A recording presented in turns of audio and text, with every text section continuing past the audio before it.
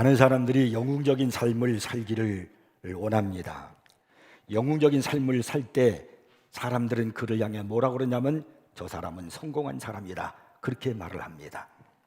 많은 사람들이 위대한 업적을 남기고 또 거대한 일을 성취한 성공의 사람이 되기 위해서 노력을 하고 있지만은 어떤 영웅도 홀로 스스로 영웅이 될 수 없음을 알아야 됩니다. 역사의 무대에 서서 빛을 발하는 지도자들은 자신의 빛을 발하기까지 수많은 사람들과 함께 돕고 있는 사람들이 있다는 걸 아셔야 합니다. 토마스 칼라일은요, 19세기 영국 사상계에서 가장 큰 영향력을 끼친 인물입니다. 그는 영웅의 역사라고 하는 그런 책을 통해서 영웅들로 가득 찬 세상에 대한 비전을 제시한 인물입니다. 사실 그의 꿈은 역설적입니다. 우리는 영웅 하면은 그 영웅을 생각할 때 수가 아주 작은 것, 세상에서 작은 수의 사람이 그 영웅이 될 수 있다고 그렇게 생각을 하게 됩니다. 그런데 이 토마스 칼라일은 영웅들로 가득 찬 세계를 꿈꿨다는 것입니다. 그렇다면 그가 생각하는 영웅은 우리가 생각하는 영웅과 차이가 있음이 분명합니다. 토마스 칼라일에게 있어서 영웅은 소수의 탁월한 지도자만을 의미하는 것이 아니었습니다. 그가 의미하는 영웅은 성실한 사람이었습니다. 그러므로 그는 누구에게나 영웅이 될 수 있는 길이 열려 있다라고 그렇게 믿었습니다. 그는 참된 영웅적인 지도자가 존재하기 위해서는 수많은 작은 영웅들이 있어야 된다라고 그렇게 믿었습니다. 오늘 본문에는 그야말로 진정한 영웅 한 사람이 등장합니다. 그 사람의 이름은 갈렙이라고 하는 사람입니다. 갈렙은 탁월한 인물이지만은 그에 대한 이야기가 많이 들을 수 없었다는 이 사실이 애석합니다.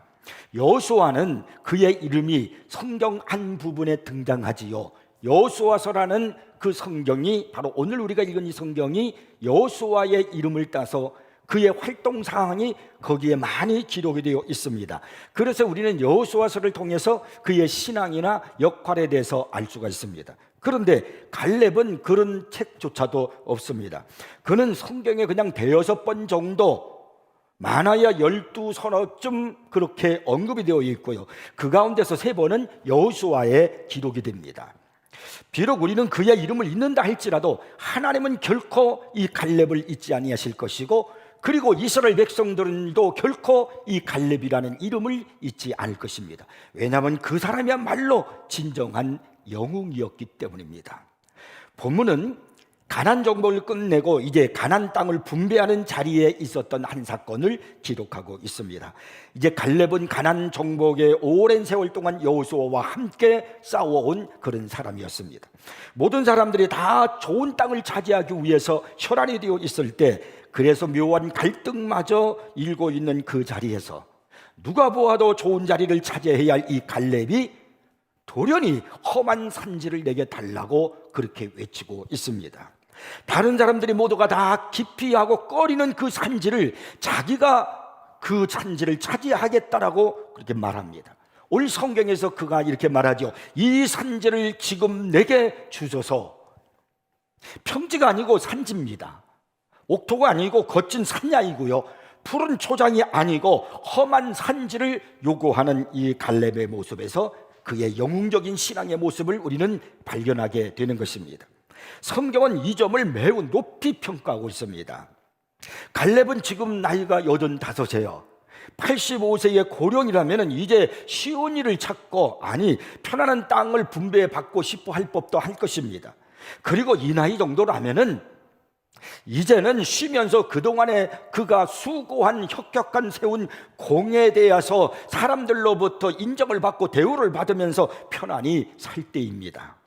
그럼에도 불구하고 이 85세의 고령인 이 갈렙이 하는 말이, 이 산지를 내게 주소서, 내가 가서 그들을 쫓아내리다 라고 그렇게 말하고 있는 것입니다. 아니, 이 갈렙은 왜 그 산지를 달라고 요구하는 것일까요? 모든 사람들이 다 외면하고 그 산지를 등을 지고 있는데 가지 않기를 원하고 자기의 차지가 되지 않기를 원하고 있음에도 불구하고 갈렙은 그 산지를 달라고 요구하는 이유가 무엇이겠습니까? 그것은 그에게는 신앙의 은퇴가 없는 사람이었기 때문입니다. 신앙의 은퇴가 없는 사람이야말로 진정한 영웅입니다. 자, 그렇다면 신앙의 은퇴가 없는 사람, 진정한 영웅은 어떤 사람일까요? 첫째가 바로 뭐냐면 비전의 사람입니다. 우리가 갈렙을 처음 만날 수 있는 것은 민수기 13장입니다. 이 장에서는 모세가 요단강을 건너가서 가나안을 이제 정탐하기 위해서 12명의 정탐꾼을 선발하는 것에 대해서 말해주고 있습니다. 이것은 이스라엘 백성들이 애굽을 떠난 지가 2년째 되는 해고 갈렙의 나이 40세였습니다.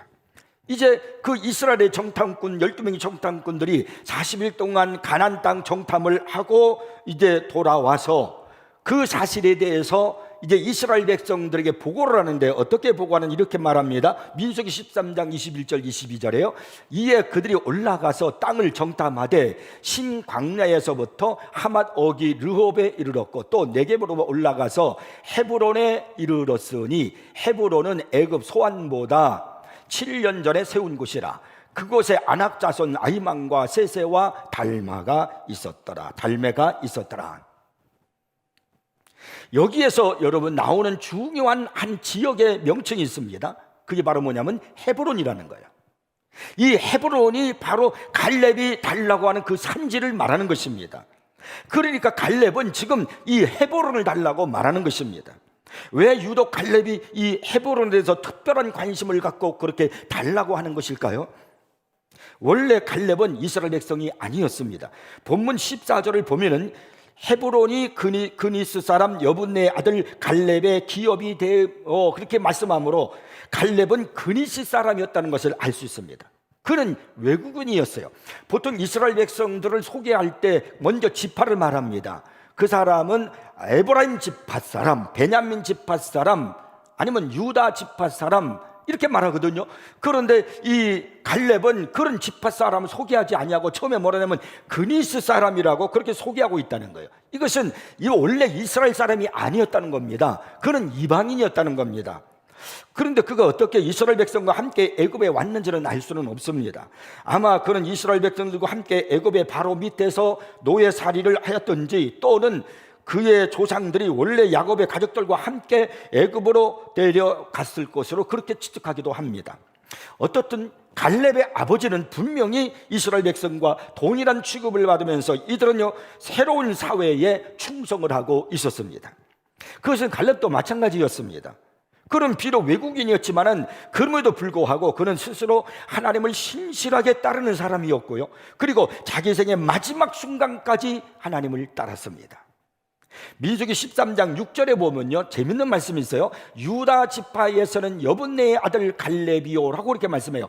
갈렙이 뽑혔어요. 12명의 정탐꾼 중에 뽑혔는데 갈렙의 삶을 뭐라고 여기는 말씀하냐면 유다 지파라고 말씀하고 있다는 사실입니다. 그러니까 이것은 놀라운 하나님의 은혜가 아닐 수 없어요. 하나님의 은혜로 원래 이방인이었던 그니스 사람이었던 갈렙이 유다 지파에 속하게 되어졌다는 사실입니다. 헤브론은 이스라엘 족장들의 생활에서 중요한 역할을 했던 곳입니다. 그 나라의 새로운 백성이 된 갈렙은 그 새로운 조국의 뿌리가 있는 것을 보고 싶었을 것입니다. 헤브론은 아브라함의 아내 사레가 죽은 곳이고요, 아브라함이 막벨라 굴을 포함하여 한떼기의 밭을 샀던 곳이고, 그리고 그곳을 사라의 무덤으로 삼았던 곳입니다. 그것은 아브라함이 자기 생애에서 실제로 소유했던 유일한 땅이고요, 그리고 훗날 이삭과 리브가 야곱과 이스라엘 백성이 애굽을 떠나서 가나안을 정복하게 될 때 그때 자신의 뼈를 가지고 와서 묻어달라고 명령하였던 요셉이 묻힌 곳, 바로 그것이 어디냐면 헤브론입니다. 헤브론은 이스라엘 자손에게 있어서 가장 밀착되고 신성한 장소였습니다. 그러니까 이스라엘 백성들의 최초의 조상 아브람, 그 아브람이 머물고 그리고 그가 살았고 그리고 그가 거기에 묻혔던, 조상들이 묻혔던 그 장소가 어디냐면 바로 헤브론이었습니다. 그래서 아마도 이 갈렙은요 그 새로운 시민으로서 그래서 그것을 보고 싶었을 것이고, 우리 조상들의 땅이 어떤 곳인가 하는 것을 그가 이제 가나안에 정탐하러 갈 때 얼마나 보고 싶었을 거예요. 그 헤브론은 거기 우리 아브라함 조상 아브라함이, 이삭이, 야곱이, 그리고 또 요셉도 묻혀야 하는 그것이 어딘가 그는 굉장히 궁금했을 것입니다. 그리고 후일에 그는 자신의 그곳을 특별한 곳으로 생각하고 자기에게 달라고 그렇게 주장을 하였던 것입니다. 그러나 이 헤브론은요, 거인들의 고장이었습니다. 그래서 그 땅을 보았던 정탐꾼들이요, 아름다운 땅이기는 그들이 인정했지만 자신들이 정복을 할 수 없다고 말했습니다. 민수기 13장 27절을 보면은 당신이 우리를 보낸 땅에 간즉 과연 그 땅에 젖과 꿀이 흐르는데 이것은 그 땅의 과일이니이다. 그러나 그 땅 거주민은 강하고 성읍은 견고하고 심이 클 뿐 아니라 거기서 아낙 자손을 보았으며, 그리고 이제 32절에 가면은요, 이스라엘 자손 앞에서 그 정탐한 땅을 악평하여 이르되 우리가 돌아다니며 정탐한 땅은 그 거주민을 삼키는 땅이요 거기서 본 모든 백성은 신장이 장대한 자들이며 거기서 네피림 후손인 아낙 자손의 거인들을 보았나니 우리는 스스로 보기에도 메뚜기 같으니 그들이 보기에도 그와 같았을 것이니라, 이렇게 말씀합니다. 물론 그들이 한 이 말은 과장입니다. 그들이 뭐냐면요, 거기서 본 모든 백성은 신장이 장대한 자들이라고 그렇게 말을 했어요. 근데 모든 백성이 다 거인은 아니었습니다. 그들이 정탐꾼들이 갔을 때 그들이 본 사람들 중에 아낙 자손들이 있었어요. 네피림 후손들이요. 그들은요, 거인들이었거든요. 그것을 보자마자 그들이 겁에 질리게 되었던 것입니다. 그래서 그들은요, 과장에서 말하기를 거기는 모든 백성들이 다 거인들이라고 그렇게 말했던 겁니다. 이 네피림은요, 거인이었고, 그리고 그 네피림의 후손이 아낙이었는데 그 아낙 자손들이 그 헤브론에 살고 있었단 말입니다. 그러니까 사람들이 모두가 다 그 지역을 정복하는 그 땅을 갖기를 원하지 않았어요. 편안한 땅을 갖기를 원하고 농지를 갖기를 원하고 그리고 기름진 땅을 갖기를 원하지, 어느 누가 산지를 갖기를 원하고 있겠고, 그리고 그 안에 살고 있는 사람들이 거인들인데요, 아낙 자손들 네피림 후손들인데요. 민수기 13장 22절에 보면은요, 거기에 거인 족속의 세 사람의 이름이 등장하고 있습니다. 아이만과 세세와 달메라고 하는 그 이름을 성경에 기록하고 있습니다. 그러니까 10명의 정탐꾼들은 이들 거인들을 보고서 그들 자신은 메뚜기 같다고 그렇게 결론을 내린 거예요. 너무나 어마하게 금하게 큰 사람들이 거기에 있었던 것이거든요. 그러나 갈렙은 이렇게 말합니다. 그 땅을 정복할 수 있습니다. 그래서요, 갈렙이 민수기 13장 30절에서 담대하게 말해요. 우리가 곧 올라가서 그 땅을 취하자 능히 이기리라. 이후에 어떤 일이 일어나는지 여러분은 잘 아실 거예요. 민수기 14장에 넘어가서 보면은요, 백성들은 의뢰 그랬듯이요, 그들은요, 겁에 질린 다수의 소리에 귀를 기렸단 말입니다. 믿음의 말인가, 하나님이 원하는 말인가, 그거에 관심 없이 다수의 소리, 부정적인 소리에 귀를 기울였던 것입니다. 그래서 그들은요, 하나님을 원망하고 밤새도록 울고 그러면서 우리의 지도자를 하나 세워서 애굽으로 돌아가자 그랬어요. 하나님이 이 소리를 듣고 진노하셨습니다. 그래서 하나님께서는 여호수아와 갈렙을 제외하고 20세 이상의 나이를 먹은 사람들을 죽을 때까지 광야에서 방황하게 되리라 하나님께서 심판하셔서요, 40년 광야 생활을 하게 되는 겁니다. 45년 전에 가나안 땅을 정탐 갔었던 갈렙이 잠깐 보았던 그 헤브론이지만 그에게 있어서 그 헤브론은 인상이 지워지지 않았어요. 그리고 그의 마음에서 결코 사라지지 않았습니다. 우리 조상들이 머물렀던 곳, 우리의 조상 아브라함이, 이삭이, 야곱이 그곳에 장사되고 묻혔던 곳, 그에게는 그 헤브론이 그의 머릿속에서 지워지질 않았어요. 그의 마음속에서 사라지지 않았어요. 그러면서 그는 이렇게 되뇌었던 것입니다. 우리가 마침내 가나안에 되돌아가면 그곳은 내가 소유할 것이다. 하나님께서 그 거인들을 쫓아낼 수 있으시며 하나님의 도우심으로 내가 그것을 틀림없이 해낼 수 있다라고 말씀하셨다. 그런 마음속에 그런 생각을 계속해서 되뇌었단 말입니다. 그래서 갈렙은 여호수아에게 그날을 상기시키면서 이 산지를 내게 주소서라고 그렇게 말했던 겁니다.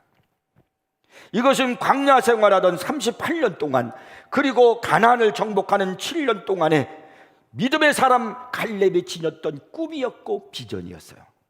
45년 전에 그가 가서 본 바로 그 헤브론을 지금 그가 가슴속에 품고 있었기 때문에, 그의 머릿속에 떠나지 않고 있었기 때문에, 비록 거기는 거인들이 살고 있고 산지였지만 그것을 달라고 말하는 겁니다. 비전을 가지고 신앙생활하는 사람들은 흔들리지 않습니다. 어떤 유혹 속에서도 넘어지지 않고 하나님을 향한 충성과 믿음이 변하지 않습니다. 이런 사람이 신앙의 은퇴를 모르는 사람이에요.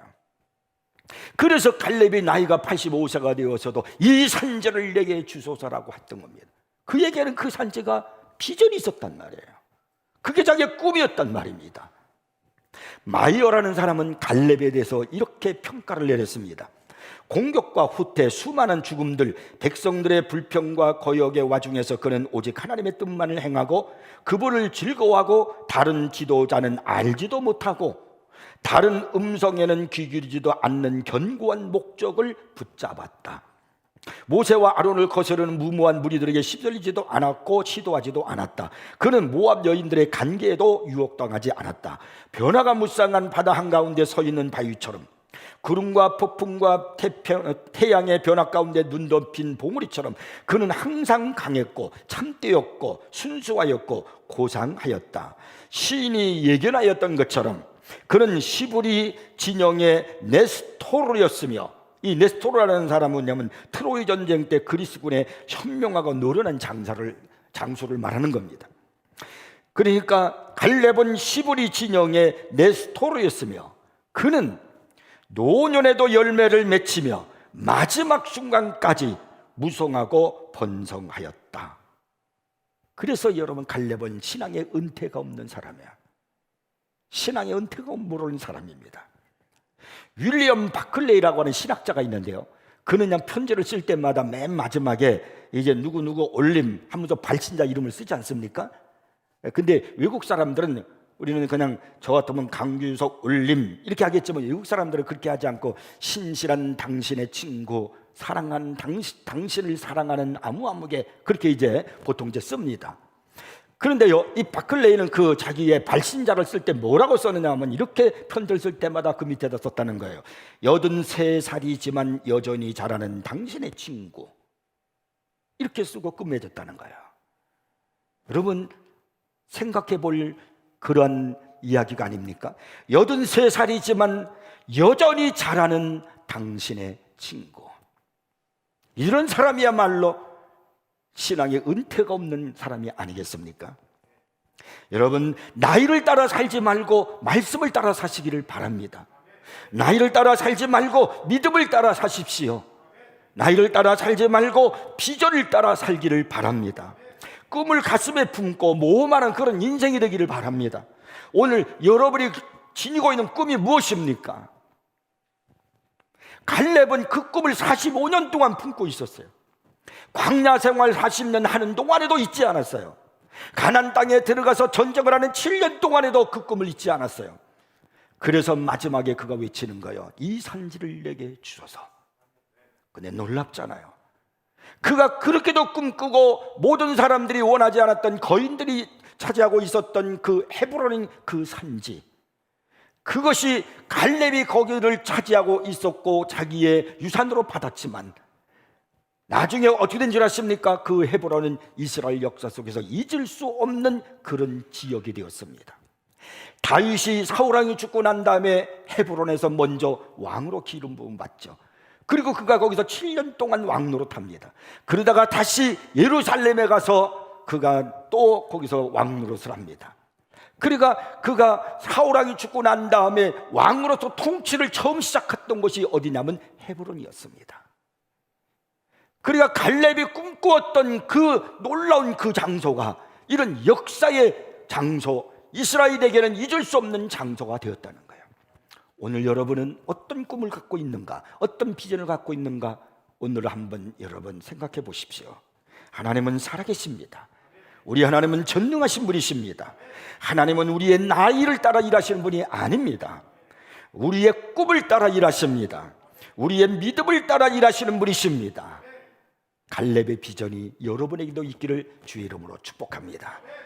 두 번째로 단순한 사람입니다. 갈렙의 위대함에 지닌 비밀이 뭔 줄 아십니까? 그것은요, 본문 14절에서 말씀하고 있습니다. 이렇게 말씀해요. 이는 그가 이스라엘의 하나님 여호와를 온전히 쫓았습니다. 성경은 갈렙에 대해서 말씀할 때마다 등장하는 단어 하나가 있어요. 그게 바로 뭐냐면 온전히라고 하는 단어입니다. 민수기 14장 24절에 보면은 그러나 내 종 갈렙은 그 마음이 그들과 달라서 나를 온전히 따랐은즉이라고 기록하고 있어요. 그러니까 갈렙을 이야기할 때 여기에 등장하는 단어가 있죠. 온전이라는 거예요. 또 민수기 32장 12절에 보면은 그러나 그나스 사람 여분네 아들 갈렙과 눈의 아들 여호수아는 여호와를 온전히 따랐으므라. 여기도 보니까 갈렙을 설명할 때 온전이라는 단어가 등장하고 있어요. 또 신명기에서 1장 36절을 보면은 오직 여분네 아들 갈렙은 온전히 여호와께 순종하였은즉, 여기도 온전이라는 단어가 등장해요. 그는 그것을 볼 것이요 그가 밟을 땅을 내가 그와 그의 자손에게 주리라고 이렇게 말씀합니다. 그러니까 성경은 계속해서 갈렙은 온전히 하나님을 따랐다라고 말씀합니다. 온전히요. 근데 여러분, 갈렙의 이름이 뜻이 뭐냐면 전심이라는 거예요. 온전히가 전심으로 그런 말 아니겠습니까? 그러니까 이 갈렙은 자신의 이름대로 산 사람이었다는 것입니다. 딘스데일 영이라고 하는 사람은 갈렙이 여호와를 온전히 따랐다라고 하는 이 말이 원어 표현에는 항해에 관한 비유다, 이렇게 그는 설명을 했습니다. 그 의미는 돛을 올리고 똑바로 전진하는 배와 같다는 것입니다. 그 배가 직선 항로에서 조금 더 벗어나지 아니하고 전진하는 모습, 그것이 온전히 하나님을 따랐다는 그 뜻이라는 거예요. 오직 한 길을 걸어가는 신앙의 자세, 그것이 온전히 하나님을 따르는 바로 갈렙의 모습이라고 그렇게 설명을 했습니다. 신앙의 은퇴를 모르는 사람은요, 결코 복잡하지 않습니다. 단순합니다. 복잡한 사람들은 심약한 사람들입니다. 그들은요, 수많은 갈등과 동기들에 쌓여 있으며 그것을 어떻게 모두 함께 해결할지를 전혀 모르는 사람입니다. 그들은요, 문제 한 면만 보는 것이 아니라 여기도 봤다 저기도 봤다, 그래서 흔들리는 거예요. 그러나 신앙의 은퇴를 모르는 사람은 단순하기 때문에 교활하지도 않고 다른 것에 마음에 빼앗기지도 않습니다. 오직 하나밖에 몰라요. 여호와 하나님밖에 몰라요. 온전히 여호와를 따르는 것, 온전히 여호와께 순종하는 것, 그거 하나밖에 몰라요.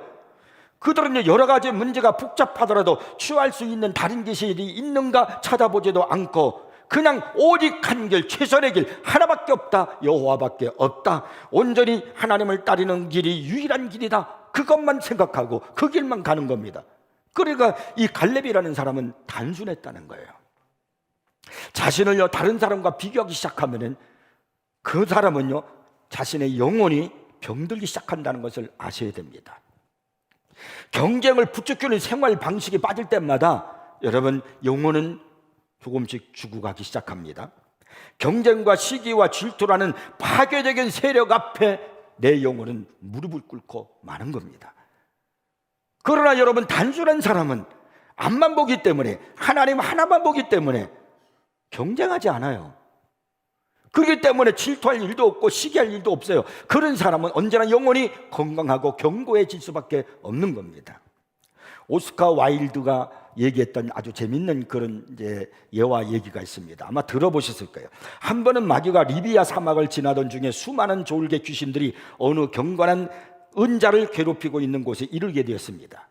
그 성인은 귀신들의 악한 꼬임에 절대로 넘어지지 않습니다. 흔들리지 않고 그냥 쉽게 그들을 다 물리치고 승리하고 있었습니다. 그 모습을 지켜보던 마귀가 너무나도 자기 쫄병들이 한심하니까 그들에게 한 수를 가르치기 위해서 이렇게 말했습니다. 너희가 하는 식은 뻔하다. 잠깐 내가 하는 걸 봐라.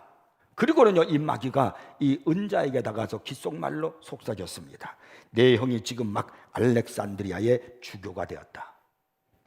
이 말을 듣자마자 이 그렇게도 평온하고 승리한 그런 모습을 갖고 있었던 이 은자의 얼굴이 울보락불고락 하면서 잔뜩 찌푸러지면서 마음속에 질투심으로 가득 찬 그런 모습을 드러냈다는 겁니다. 마귀가 졸개 귀신들에게 이제 말했습니다. 내가 권하고 싶은 방식은 바로 이런 거야. 마음이 단순하지 않은 사람은요, 시기질투로 가득 차서요, 결국은 넘어지고 맙니다. 그러나 온전히 하나님을 따르는 사람은 단순하기 때문에 다른 사람을 보지 않아요. 하나님만 보기 때문에 다른 사람이 뭐 어떻게 되든, 다른 사람이 뭐라고 말하든 거기에 동요되지 않습니다. 이런 사람이 바로 견고하단 말입니다. 갈렙은 여호수아와 함께 모세 뒤에서 모세를 섬겼습니다. 그런데 모세가 역사 뒤에, 무대 뒤에로 이제 사라질 때 하나님께서는요, 여호수아를 무대 위에 세우셨습니다. 그리고는 갈렙으로 하여금 여호수아 뒤에서 계속해서 그를 섬기도록 무대 뒤에 남겨두셨습니다. 40년 동안 무대에서 뒤에서 모세를 섬겼던 이 갈렙이 40년이 지난 후에 이제 하나님이 여호수아를 다시 그를 지도자로 삼았을 때, 이때 갈렙은 그 지도자로 삼은 여호수아를 섬기라는 그 말에 여러분, 이 갈렙의 심정이 어떠했을까요? 결코 유쾌하지는 않았을 겁니다. 이거 쉬운 게 아니에요. 한 번에 섬기면 쉽지만 계속해서 섬기는 것은 어렵습니다. 그런데 갈렙은 여호수아를 섬겼습니다. 아니, 어떻게 하나님 이럴 수 있습니까? 나하고 여호수아하고 똑같이 40년 동안 똑같이 모세를 섬겼는데 왜 나는 여전히 그냥 또 내가 같이 일했던 여호수아를 이제는 내가 섬겨야 한단 말입니까? 왜 나는 섬김을 받으면 안 됩니까? 왜 내가 그런 자리에 있어야 됩니까? 여호수아는 뛰어나고 나는 모자란 사람입니까? 그는 그렇게 말하지 않았어요. 왜? 사람을 보지 않았기 때문에요. 여호수아를 보고 자기를 보고 비교했다면 그는 넘어지고 말았을 거예요. 그는 단순한 사람이에요. 여호와를 온전히 따른 사람이에요. 하나님만 봤어요. 그렇기 때문에 그는 하나님 말씀대로 단순하게 여호수아를 섬겼던 것입니다. 온전히 주님을 따르기를 바랍니다. 여러분, 복잡하게 살지 마세요. 단순하게 오직 주만 바라보나이다, 이 신앙을 갖기를 바랍니다. 오직 여호와를 앙망하는 자가 새 힘을 얻는다고 그랬어요. 단순한 신앙생활, 주님만, 하나님만 바라보고 그 길을 걸어가는 사람에게 하나님은 오늘도 새 힘을 주실 줄 믿으시기 바랍니다. 그런 사람이 아무리 어려운 시대를 살아도 흔들림이 없이 믿음을 지키며 살아갈 수가 있는 겁니다. 그런 사람의 신앙은 은퇴가 없는 사람이에요. 여러분의 신앙이 그렇게 되기를 바랍니다. 그 다음에 세 번째는요, 최선을 다하는 겁니다. 자, 오늘 보면 11절 말씀 보겠습니다. 모세가 나를 보내던 날과 같이 오늘도 내가 여전히 경건하니 내 힘이 그때나 지금이나 같아서 싸움이나 출입에 감당할 수 있으니. 갈렙은 건강한 사람임을 우리에게 보여주고 있는 겁니다. 여기에서 건강했다는 것은 육체적인 건강을 말하는 것이 아닙니다. 정신적인 건강, 그 다음에 또 신앙적인 건강, 그리고 인격의 건강, 이 모두를 말하는 겁니다. 육체만 건강하다고 해서 그 사람을 건강하다고 그렇게 말할 수 없습니다. 인간은 전인적으로 발달해야 되는 거예요. 육체뿐만 아니라 정신도 건강하고 신앙도 건강하고 인격도 건강해야 되는 겁니다. 예수 믿는 사람은 여러분, 정신도 건강해야 되고 인격도 건강해야 되는 거예요. 특히 인격에 대해서 우리가 건강한 사람으로 살아가도록, 성장하도록 힘써 주셔야 됩니다. 갈렙은요, 모든 면에서 건강했다는 말입니다. 이 건강하다는 것은 집중했다는 그런 말과 같은 겁니다. 집중하다 보면 육체가 건강해지고 정신이 건강해집니다. 그럼 집중이라는 말은 바로 최선을 다했다, 그런 말이기도 합니다. 집중하다 보면 모든 일들이 다 변화됩니다. 집중을 다른 말로 표현하면요, 헌신이란 말이에요. 헌신하면 최상의 것을 이룰 수 있습니다. 헌신하는 사람들에게 특징이 있어요. 매사에 최선을 다한다는 겁니다. 이렇게 최선을 다하는 사람에게 하나님은 큰 은혜를 베풀어 주는 거예요. 85세인데 이제는 쉴 나이인데, 존경받을 만한 나이인데, 그런데 그는 모든 사람들이 뒤로하고 꺼려하는 그 산지, 그거 내게 주소서, 내가 저들을 쫓아내리다 라고 그렇게 말하면서 최선을 다하겠다는 이 갈렙의 이야기 속에서 신앙에 은퇴가 없는 사람임을 우리는 발견하지 않습니까? 테니스는 율리시즈라는 책에서 이런 말을 했습니다. 많은 것이 사라졌지만 또 많은 것이 남아있다. 한때 천지를 휘두르던 그 힘은 없어졌지만 지금 이 모습 이대로 우리는 우리다. 용감한 마음이 시간과 운명 때문에 약해지긴 했지만 노력하고 추구하고 찾아내며 굴하지 않으려는 의지만은 강하다. 나이가 들면 모든 것이 약해지죠. 몸도 육신도 약해지고 또 정신도 약해지고 마음도 약해지고 그래요. 그래서 용감한 마음이 시간과 운명 때문에 약해지긴 했지만 그 다음 말이 중요해요. 노력하고 추구하고 찾아내며 굴하지 않으려는 의지만은 강하다. 최선을 다하겠다는 거예요. 그것만은 강하다. 아무리 내가 나이가 들었어도, 내가 아무리 연약한 가운데 있다 할지라도 나는 최선을 다하겠다. 얼마나 감동적인 표현입니까? 은퇴함이 없는 신앙의 사람으로 살기를 원하십니까? 마지막 순간까지 영적인 흔적을 남기고 후손들에게 영향을 끼치는 믿음의 사람이 되고 싶습니까? 이를 위한 최고의 보약은 내가 최선을 다하는 사람이 되는 겁니다. 우리가 최선을 다하는 믿음으로 일할 때 우리는 승리할 수 있습니다. 우리 성도들이 어떤 사역을 하려고 할 때 항상 갈렙과 같은 모습이었으면 좋겠습니다. 가장 어려운 땅을 내게 주십시오. 가장 어려운 사명을 주십시오. 가장 어려운 것을 하라고 하시면 제가 그것을 해내겠습니다. 이것이 우리의 마음이 되기를 바랍니다. 이것이 갈렙 같은 사람이에요. 이것이 신앙의 은퇴를 모르는 사람입니다. 여러분의 헤브론은 무엇입니까? 오늘 교회에서 여러분의 헤브론이 무엇인지를 알아내십시오. 그리고 내가 그곳을 정복하겠다고 당당히 나설 때 하나님께서 그 사람에게 능력과 은혜를 부어주실 것입니다. 어려운 것은 피할 것이 아니라 내가 해야 할 사명입니다. 가장 어려운 것부터 점령해 나가는 갈렙의 정신을 갖기를 바랍니다. 알란 레드파스라는 사람은요, 하나님의 사람 갈렙의 신앙에 대해서 그는 이렇게 표현했어요. 다수는 거인들을 그들의 신과 견주어 재었다. 다수는 10명의 정탐꾼을 말하는 거예요. 거인들을 그들의 신과 자신들의 신과 견주어 재었다. 그런데 갈렙은 거인들을 하나님의 신과 견주어 재었다. 다수는 떨었다. 그러나 갈렙은 승리하였다. 다수는 큰 거인의 작은 하나님을 소유하였다. 그러나 갈렙은 작은 거인의 위대한 하나님을 소유하였다. 그래서 갈렙이 신앙에 은퇴가 없는 사람이고 마지막 85세에도 그 산지를 내게 달라고 용감하게 그가 소리치며 자기의 소망을 외칠 수 있었던 겁니다.